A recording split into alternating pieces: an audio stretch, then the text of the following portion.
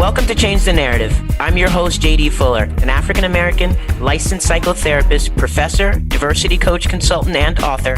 We talk about the isms. We talk about the phobias, anything that marginalizes and oppresses. Everything we are not and everything we are is because of fear. Through a mental health lens, we'll have difficult conversations with celebrity guests, political activists, and everyone in between. Our mind will tell us whatever we want to believe, but the truth lives in the body, and that's where change occurs. Are you ready to change the narrative? Kina, first of all, I must make a declaration to you, so be patient with me while I do.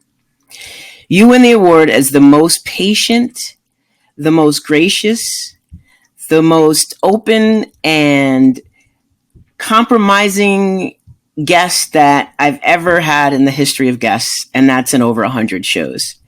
Thank you for your ongoing willingness to be here and show up for another sister who gets a little distracted and has too much going on. I appreciate you. Well, you are welcome, and I understand about life be life and every out here. So no judgment, no. I'm just glad we were able to finally get it, all the stars aligned to make this manifest. I'm glad to hear that. So I want to start by asking you about a quote that means a lot to you, and I've seen it in a couple of different places, and I want you to just talk about it a little bit. The cause of freedom is not the cause of a race or a sect, a party or a class. It is the cause of humankind, the birthright of humanity. Anna Julia Cooper. Talk about what that means to you. Oh, wow. So I think that Black folks throughout the African diaspora, but in particular within the context of the United States, descendants of enslaved folks have been able to have a very unique, and I would even say like a high level understanding of how this country functions, of how this country's systems function, of how the ideologies function. We're acutely aware of what's working, but also doesn't work. And so what our ancestor Anna Julia Cooper is saying that in order for us to have humanity, we have to stop relying on these systems that have created hierarchy based off of race and gender and, all those things, so that everyone could be included in what we would call the project of humanity.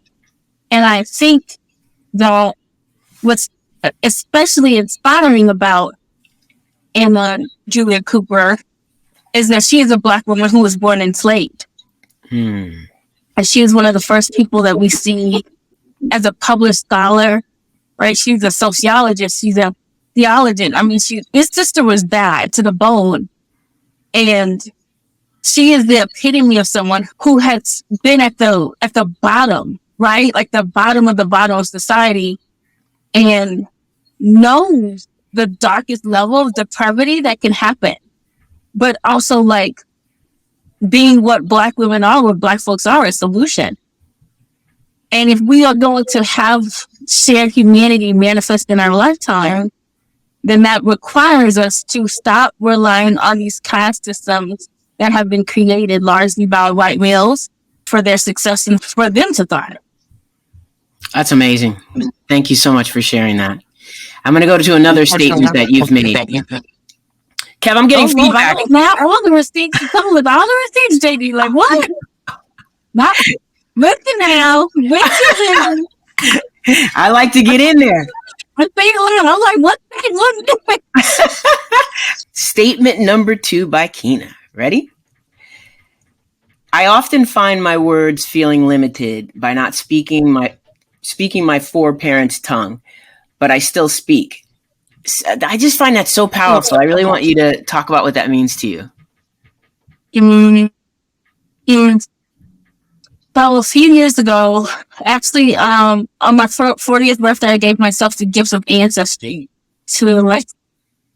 I wanted to know, what's that show?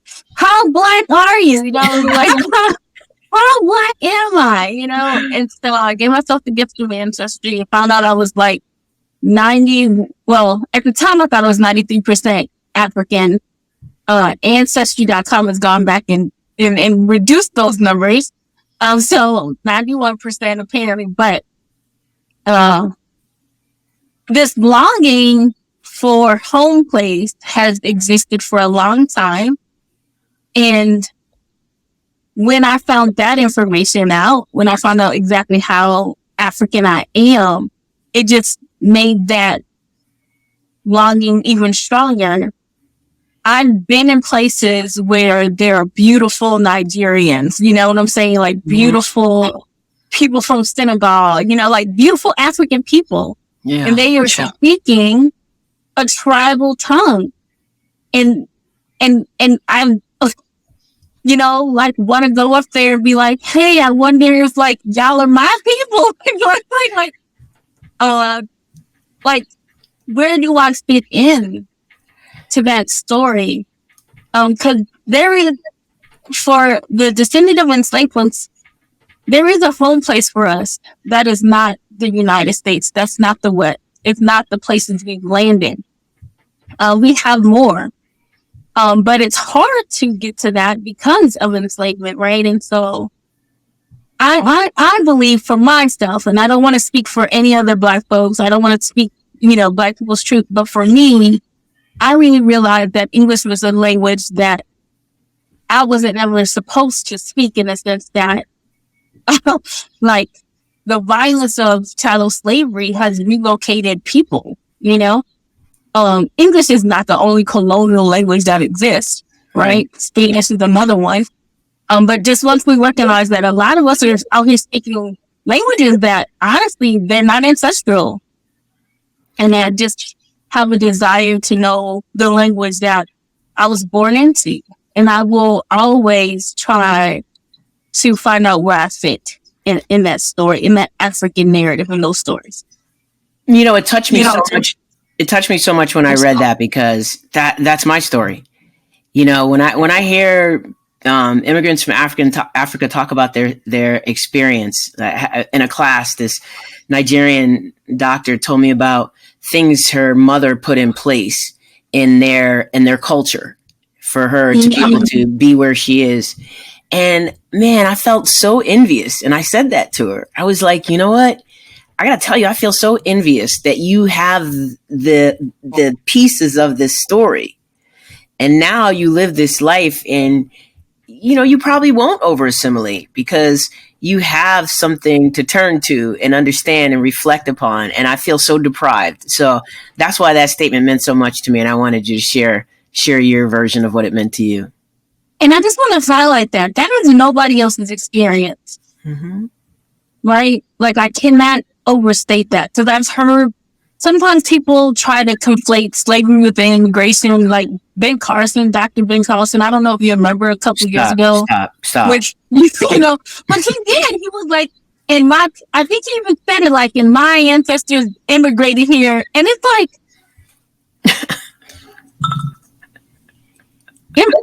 that's what we're doing now. Like, that's what we're calling the forced transportation of millions of African people, right? But the reality is, it doesn't matter how violent someone's immigration story is. And some of those immigration stories are indeed violent, right? Like, absolutely, folks from Mexico, people from just different parts of the world. Their immigration story is filled with violence. But ours is not an immigration story. Nobody else has that. Because even if you said, I had to flee, right? I had to flee X country because this was violent, you still know where you could return. You still have names and places that are attached. So even if you had to leave a place and come to the United States because of war or famine, whatever, you still know to say, well, I'm from this place. And that is something that the descendants of enslaved folks don't have access to. And just the numerous, endless ways that specific experience impacts us is never ending. Yeah. Right. Yeah. Agreed. I appreciate that. So, you know, I was thinking about your 8 nieces and nephews. And I want to know, what do you work or want them to have? Like, what do you work for them to have or want them to have that you didn't have access to? Oh, wow. This is such a good question. Thank you for asking it. Sure. I mean, the first one is, what does it mean to grow up and feel like the color of your skin is not a crime? Right? Like, just like, what's the, I woke up like this. Beyonce, like, to feel like however you wake up as a Black person, it's okay.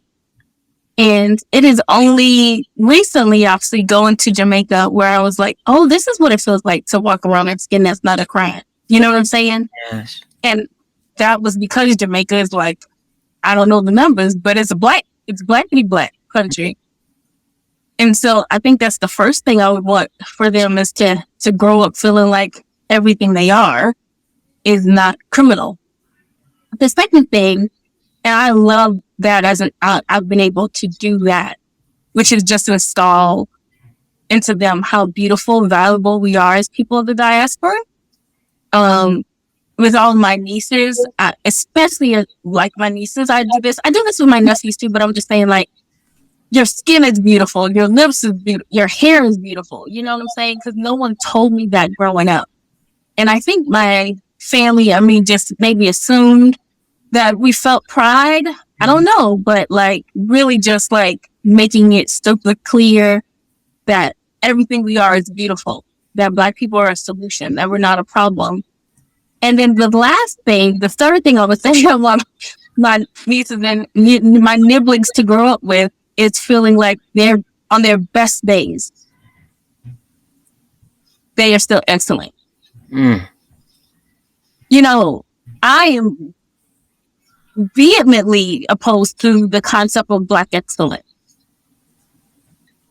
You will not hear me say, well, let me just say this, deliver Kina, because it took a while for me to get there. So maybe 15 years ago I said it, but this, not today, right? You will never hear me tell a Black person, you know, you got to work 10 times harder. Do 2%. The days of us having to do 10% harder, work 300%. I am Black liberation to me is also Black mediocrity. Love it. I love it. You got some great lines, man. You've got some great lines. I mean, think about it. Like, what's it look like? You know, 400 years of us just, what you doing, chilling? Are you excelling in nothing?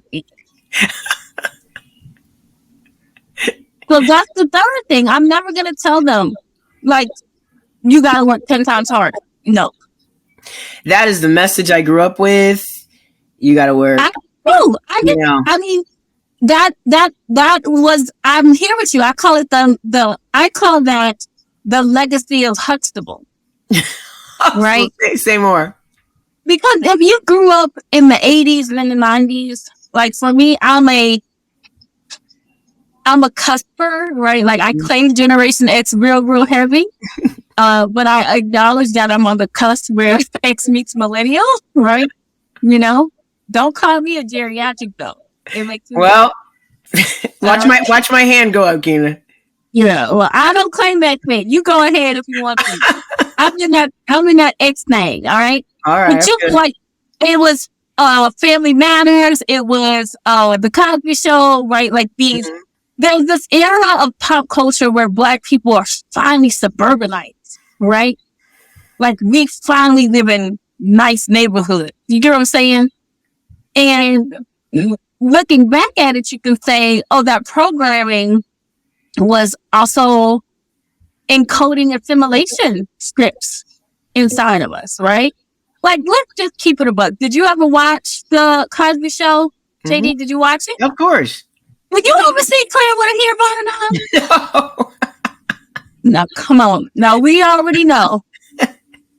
You don't achieve that look. It don't matter how good your hair is. Come on, where's your bonnet? Right. None of them got no scarves on. What? No ring cap? Okay. That's unrealistic. But we can't be fully black on the Cosby Show, right? Because this is assimilated black. This is suburbanite black, right? Mm-hmm. And so I think that the legacy of like assimilate, be likable, work harder, prove to them you're deserving of safety and well-being and rest, right? Well, has it worked? That's the question we need to ask ourselves. Has it worked? No, and I get that. I want to have you dig into that a little bit deeper, and talk about how that plays out in white spaces, because they're used to seeing us, running twice as fast and working 10 times harder. So how does that play out? How does that, I'm Black excellence, and that's working 10 times harder. Mm-hmm. I mean, that's the narrative that we've been handed. You have to reach. Well, one of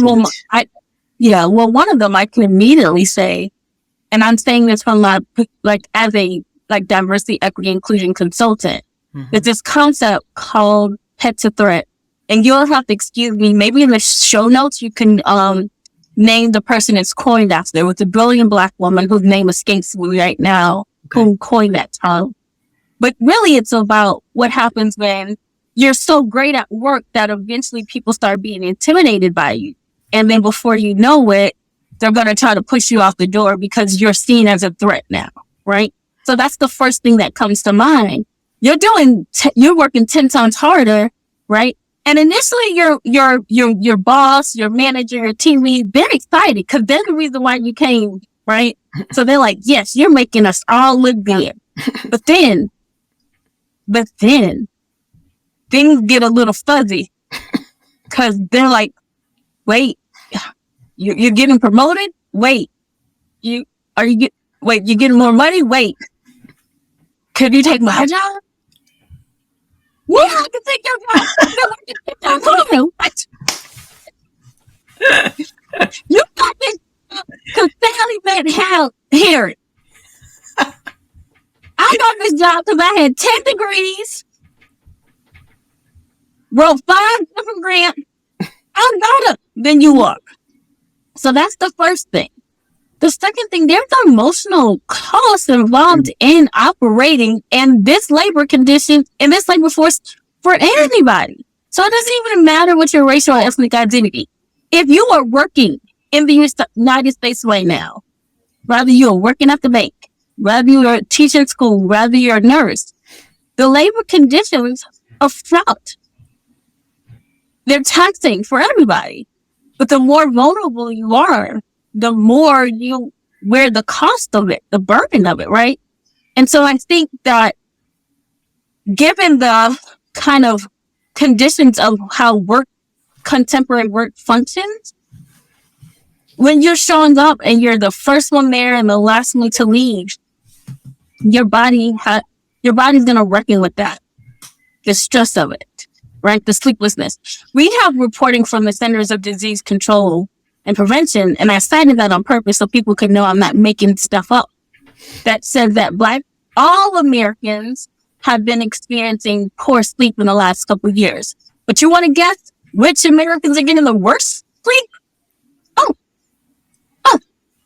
And then remember a mountain of different physical and mental health concerns that come up when people are getting rest. Right? So you working 10 times harder, you leaving the office later than everybody else. There's a physical and mental cost to your body from that. It's not a sustainable project. And this idea of lazy, man, it drives me crazy when people use lazy. There's nothing lazy about our people. First of all, now this is probably the only millennial thing about me. Show me the receipt. How do you fix your face to say that about the people who built the Capitol, not once for free, but twice? Who built the infrastructure with the exception of some other groups of folks, right, of the country, who make up a greater majority of the labor force per capita. It don't even make sense. But let's just say that was the case. Let's just say we go to work and we don't do the job and stuff like that. Again, my energy here is 400 years. Give me 400 years of us not doing. I don't know if I can cuss on your podcast or not. Yeah, cuss 400 away. years of us not doing shit. You get what I'm saying? So, like, not that is true, Right. but if it were, what's the problem? Right. That's solid. You know, and I used to be what I like to call a respectable Negro. Thank the Lord for deliverance. But in my most respectable Negro days, that was me like, oh my gosh, get out job. Get out. Look at them in the store with the food stamps. I ain't talking about something I heard. I'm telling you about somebody I was. Right? And now I look back, obviously I'm so glad that that's not my positionality anymore, but it doesn't make sense. Like, I'm critiquing people who are on welfare, who have, you know, stake in their grocery cart, but I wasn't giving any of that energy to the corporate welfare abusers that have been existing for all times in this country. If there is anyone who should be sitting up there with lobster and steak in a grocery cart, it should be the descendants of enslaved people who have never received reparations for building this place for free. Back up off me. Mm-hmm. So my energy is, you're going to get what I bring to the table and be happy about it. Mm-hmm. Period. Yeah. And also, because you really hit something here. Like, it's incongruent with the history. Like, make it make sense that we, the descendants of enslaved people, are the people who came up with grind culture, no days off. How does that make sense when our ancestors literally couldn't take days off? And if I am to be my ancestors' wildest dreams, why would I be sitting here doing something that they would have wished they could have done? Like, I don't know, take a nap. That's great. You are great. I really, really love it. I just love it. I could listen to you for a long time. Let me tell you that much. Okay. I want to reflect on that a little bit before I go to the next question. So you have this culture that we're creating where you're getting what I bring to the table. I'm no longer trying to do all that I've done before. But white bodies will see that shift, and white supremacy will see that shift. How do people not lose their jobs? You know,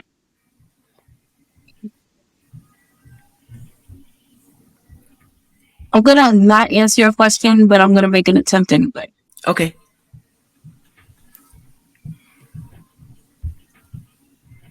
I can no longer afford to collude with whiteness and supremacy culture. Because everyone loses in it. Whiteness doesn't concede anything. And as we can see, it's parasitical. It will devour its own. So, for me, and this is my truth, it doesn't have to be anybody else's, but the cost of colluding with whiteness is too high. It's too high. Oh, you answered that question all right. Yes, you did. Additionally, if I may just add a piece to that, you lose or you lose. That part. You know, if you lose a job, you get another job, and you're going to find the job that's going to respect what you're bringing to the table. That is a part in our lives where hopefully we stop living in such fear. That little part, you know, that if we have the qualifications, we continue to show up, we're going to find our place. And I want to give a very weird metaphor here, but it might resonate with some people. I am a single straight woman. So cue the sad music. Okay.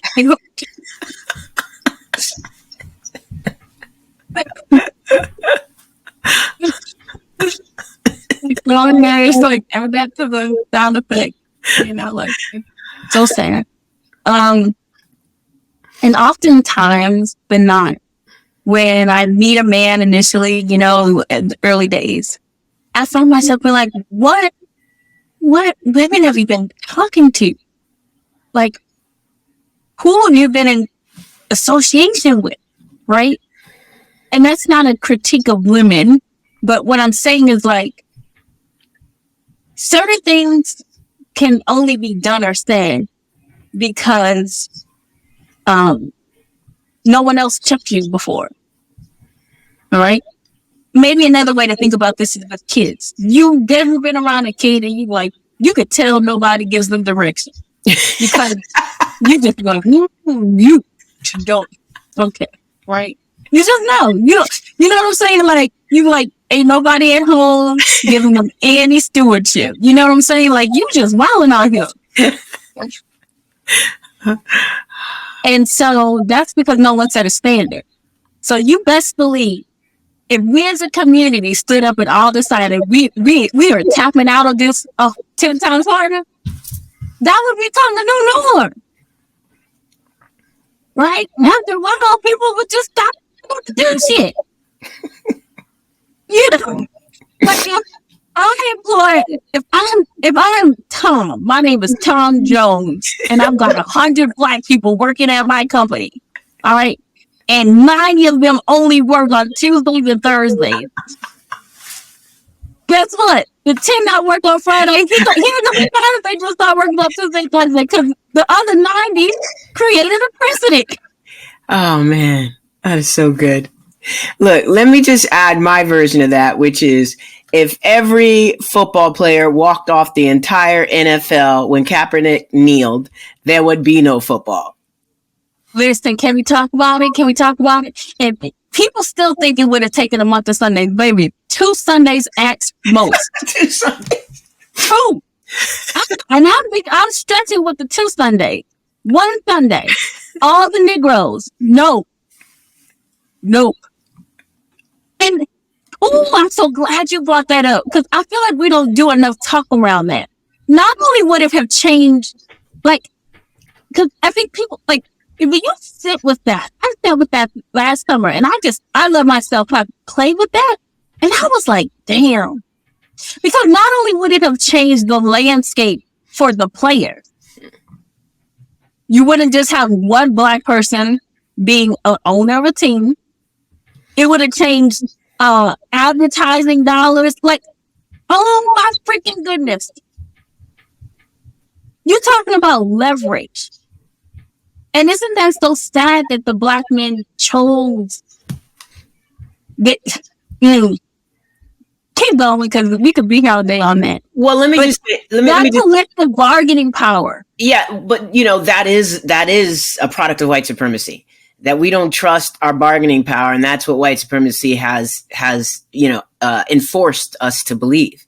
I mean, you just think about not only if every athlete who is from the global majority said, we're shutting it down. We want ownership. We want this. We want that. We want the other. What choice? And so that's why we have to consider global majority dollars and the unity of that and how that can change the standard. And it's not just athletic. Right. If every Black person who works for the city decided next Tuesday, they ain't going to work. Baby, y'all don't got mail. Public transportation. Nobody is answering the phone at the hospital, at the mayor's office. Come on now. I love this idea of like a day without Black people. I love that too. And I think it should be a day that's outside of Black History Month. And we just need to just... And not Juneteenth. Well, they took Juneteenth away by making it a holiday anyway. Okay. And why everybody who off on Juneteenth ain't even Black, but okay. I can't. You don't even understand the... It needs to be a random day. Can we do that for a second? That's not on your agenda, but can we just do that? So first of all, it needs to be like once a year. Don't tell nobody, so nobody knows, right? So they don't even know. Like we had a secret meeting this year. It's August 5th, right?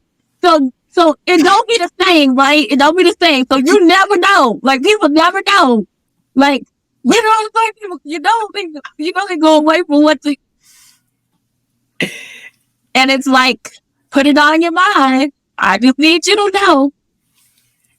It's a thing.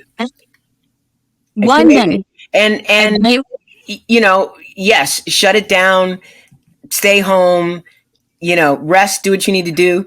And then on another day, you don't spend. Don't spend a dime. Don't spend a dime anywhere unless it's Black dollars and for Black business. And on that day where we all like take a day off, like a day without Black people, I like to think that we doing Frankie Beverly style barbecues. You know what I'm saying? Because that's what else would we be doing? None of us working today. No invitation. Let anybody in. I feel like that. So it doesn't matter if it's your partner or your best friend or your pastor who's not Black. If you're not diasporic, all right? Now, we don't care how you in the diaspora, but if you're not diasporic, you can't come to the barbecue. And that needs to be okay.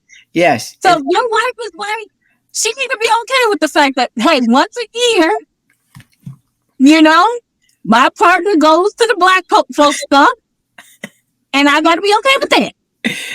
That's a true interracial relationship. That's when I do therapy with or couples work with interracial couples. That's what I'm talking about. Right. And that makes perfect sense. And that's absolutely what we should do. Look, here's the thing, Kina. I already know we going into another show because this is fire. So I'm going to sign off for a minute.